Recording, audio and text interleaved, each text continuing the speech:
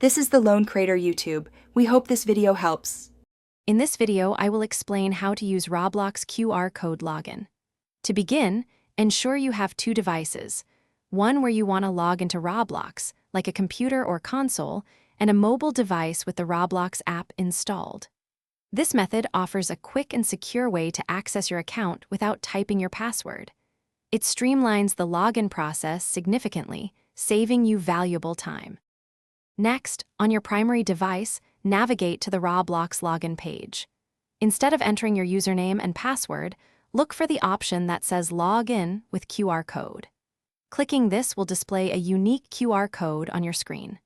This code is temporary and designed for a single use, ensuring your account's security during the login process. Now, grab your mobile device and open the Roblox application.